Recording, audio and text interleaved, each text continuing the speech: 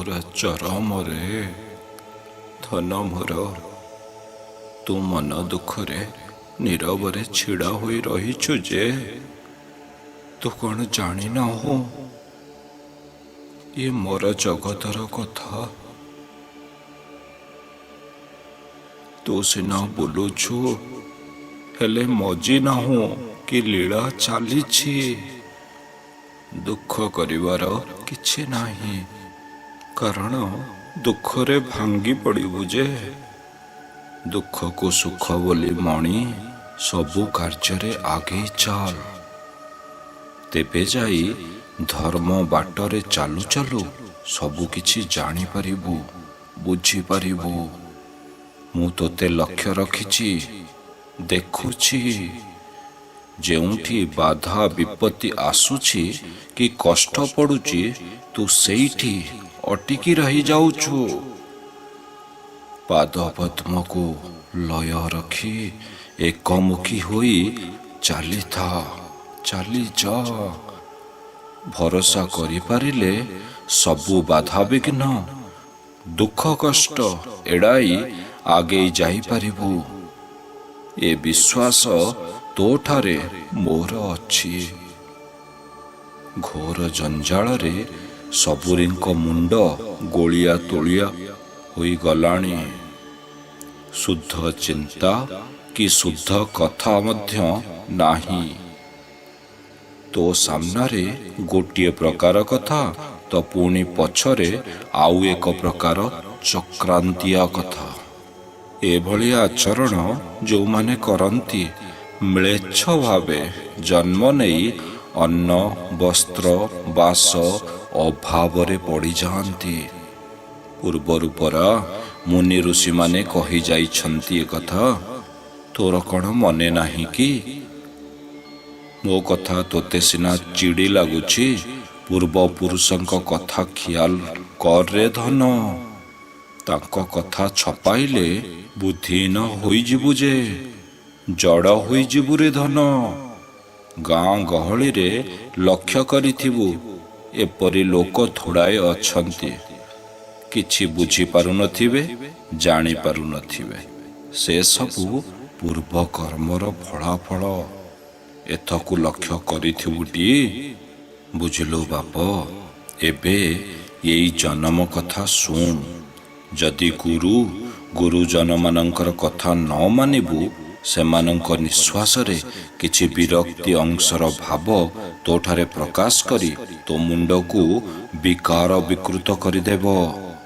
ଚରମରେ ତୁ ଗୁରୁଜନଙ୍କ କଥା ମାନିବୁ, ମାନି ଚଳିବୁ।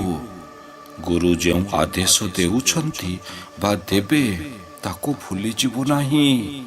ଅସ୍ଥି ମଜ୍ଜାଗତ କରି ରଖିଥିବୁ। ଗୁରୁଙ୍କ ସହିତ କଥା କଟାକଟି କେବେ ହେବୁ ନାହିଁଟି? ଉଗ୍ର ସ୍ୱଭାବ ହୋଇଯିବ।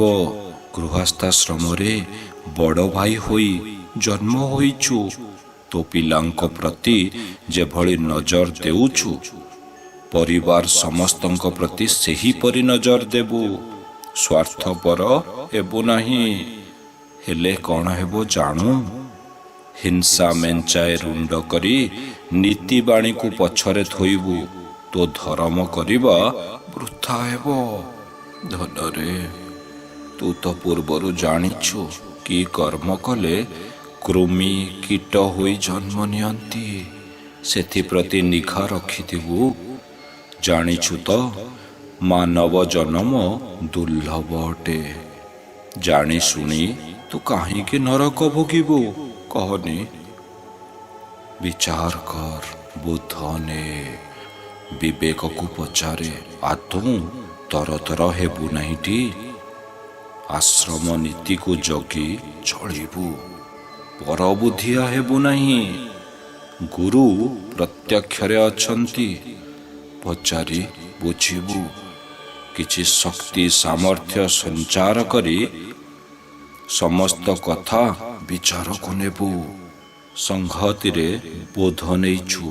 ସୁଆଦିଆ ଖାଦ୍ୟ ଆଦି ଖାଇବାକୁ ମନ ବଳାଇବୁ ନାହିଁ। ଏହା କଲେ ଖାଦ୍ୟ ଲାଳସାରେ ପଡ଼ିଯିବୁ, ଲୋଭୀ ହୋଇଯିବୁ ଯେ। ନିଜ ବସନ ବାସନ ନିଜେ ସଫା କରିବୁ, ଅନ୍ୟ ଦ୍ୱାରା ସଫା କରାଇବୁ ନାହିଁ। ଦାନ୍ତ ଶୌଚ ନ କରି ତରବର ହୋଇ ପ୍ରାର୍ଥନାରେ ବସି ପଡ଼ିବୁନି।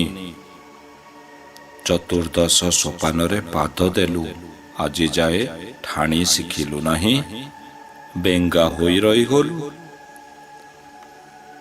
ଗତ କୁମାର ପୂର୍ଣ୍ଣିମା ତିଥିରେ ତୋର ଜନ୍ମତିଥି ଉତ୍ସବ ସମ୍ପର୍କରେ ଅଳି କରି ପତ୍ରଟିଏ ଲେଖିଛୁ, ପାଇଛି, ପଢ଼ିଛି।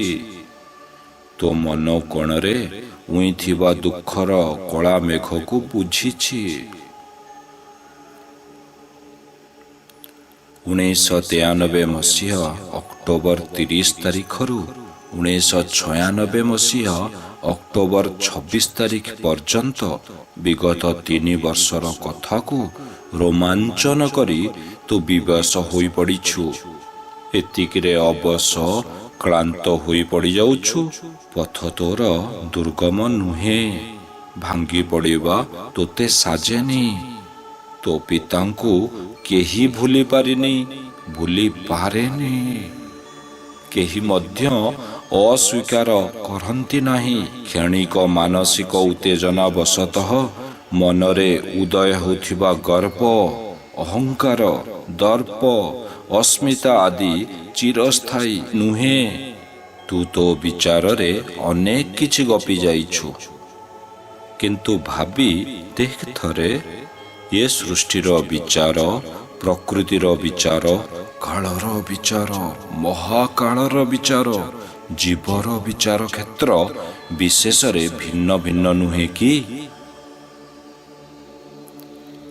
ଚରମରେ ଧନଟି ମୋର ମନକୁ ବିକୃତ କରିବୁ ନାହିଁ, ନିଜେ ବିକାରଗ୍ରସ୍ତ ହେବୁ ନାହିଁ।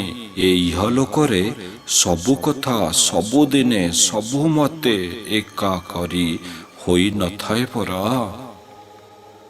ଏ ପରା ମାୟା ଜଗତ। ଏଇଠି ସବୁ ପରିବର୍ତ୍ତନଶୀଳ, ତେଣୁ ଅସତ୍ୟ, ସନାତନ ନୁହେଁ।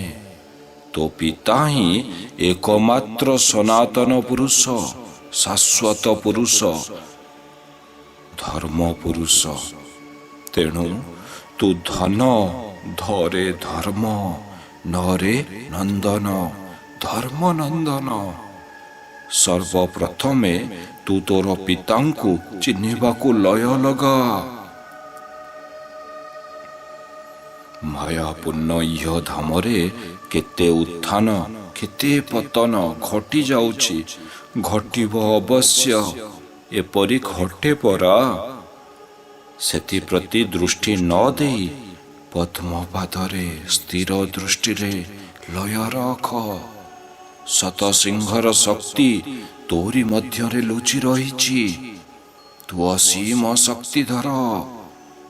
ସେହି ଲୁକ୍କାୟିତ ଶକ୍ତି ବଳରେ ତୁ ଏ ଧରାଧାମରେ ସତ୍ୟ, ନିତ୍ୟ, ସନାତନ ଧର୍ମଧ୍ୱଜା ଘରେ ଘରେ, ପୁରେ ପୁରେ ନିଶ୍ଚୟ ଉଡ଼ାଇ ପାରିବୁ। ଚରମରେ ତୋ ଉପରେ ମୋର ବିଶ୍ୱାସ ଅବଶ୍ୟ ରହିଛି। ବ୍ୟସ୍ତ ହେବୁ ନାହିଁ ଗଳାମାଳି, ବିବ୍ରତ ହେବୁ ନାହିଁ, ଅସହିଷ୍ଣୁ ଆଦୌ ହେବୁ ନାହିଁ। ଅନେକ ଅନେକ ପ୍ରକାର କଥା କହିବେ, ମନ୍ତବ୍ୟ ଦେବେ। ଏସବୁ ଶୁଣି ବିଚଳିତ ହେବୁ ନାହିଁ। ଲହୁ ଲୁହ ପିଇ ପଦ୍ମପାଦରେ ଲୟ ରଖ। ତୋତେ ଦେଇଥିବା କାମ ନିରଳସ ଭାବରେ କରି ଚାଲିବୁ। ଆଦୌ ପଛକୁ ବୁଲି ଚାହିଁବୁ ନାହିଁ। ଆଗକୁ ଆଗକୁ ମାଡ଼ି ଚାଲିବୁ। ପଛ ଇତିହାସର ପିଛିଲା ଅଧ୍ୟାୟ ବନ୍ଦ କରିଦେଇ ଆଗକୁ ନୂଆ ଅଧ୍ୟାୟ ଖୋଲି ବସିବୁ। ମୁଁ ପରା ତୋର ପାଖେ ପାଖେ ଅନବରତ ରହିଛି ରେ। ମୁଁ ତୋର ହୃଦୟ ଦେଶରେ ଖେଳୁଛି ରେ। ମୁଁ ତୋତେ କରୁଣା କରୁଛି, କଲ୍ୟାଣ କରୁଛି। ତୁ ଆମ ଘରର ମର୍ଯ୍ୟାଦା ଅକ୍ଷୁଣ୍ଣ ରଖିବୁ। ତୁ ଆଦୌ ବାଟବଣା ହେବୁ ନାହିଁ। ବାଟବଣା ହେବାର ଢଙ୍ଗ ତ ତୋ ପାଖରେ ଟିକିଏ ବି ନାହିଁ। ବାଟବଣା ହେବୁ କାହିଁକି? ଧାରା କୌଶଳ ଭୁଲିବୁ ନାହିଁ। ଧାରା ଧରି ଧରାଧାମର ମାୟା ଜାଲରୁ ରକ୍ଷା ପାଇବୁ। ନତୁବା ନୁହେଁ। ତୋର ସକଳ ଅଳି ମୁଁ ପର୍ଯ୍ୟାୟକ୍ରମରେ ନିଶ୍ଚୟ ପୂରଣ କରିବି। କଥା ଦେଉଛି। କଣ ବିଶ୍ୱାସ ହେଉନାହିଁ କିରେ? ଥରେ ବିଶ୍ୱାସକୁ ଦୃଢ଼ କର। ଦୃଢ଼ତା ଥିଲେ ପରା ସବୁ ଅସମ୍ଭବ ସମ୍ଭବ ହୁଏ। ହେବ। ଶାଖା କଥା ମନେ ରଖିଥିବୁ। ଭାଇ ଭଉଣୀମାନଙ୍କୁ ଆପଣାର ସହୋଦର ମନେକରି ସ୍ନେହ, ଶ୍ରଦ୍ଧା ଓ ବିଶ୍ୱାସ କରିବୁ। କ୍ଷେତ୍ର କଥା, ସଂଘ କଥା, ପରିଷଦ କଥା, ଏପରିକି ପରିଷଦର 8 ଗୋଟି ଅଙ୍ଗ ବା ସଂସ୍ଥା କଥା ମନେ ରଖିଥିବୁ। ସତ୍ସଙ୍ଗରେ ଯୋଗ ଦେବୁ। ମାନ ଅଭିମାନକୁ ପତଳା କରି ପବନ ପରି ମିଳେଇ ଦେବୁ। ଦେଖିବୁ ତୋ ଭିତରେ ବାହାରେ ସବୁଠି ମୋତେ ଦର୍ଶନ କରିବୁ। ପରମ ଆନନ୍ଦ ଲାଭ କରିବୁ। ଛଳନା କରିବୁ ନାହିଁ। ମିଥ୍ୟା ରଟନା କରିବୁ ନାହିଁ। ବିଶ୍ୱାସରେ ବିଷ ଭରିଦେବୁ ନାହିଁ। ଏଥିପ୍ରତି ସଜାଗ ସତର୍କ ରହିବୁ ମଣି। ମୁଁ ତତେ କଲ୍ୟାଣ କରୁଛି। ତୁ ଚଲାପଥରେ ଫୁଲ ଚନ୍ଦନ ବର୍ଷିଯାଉ।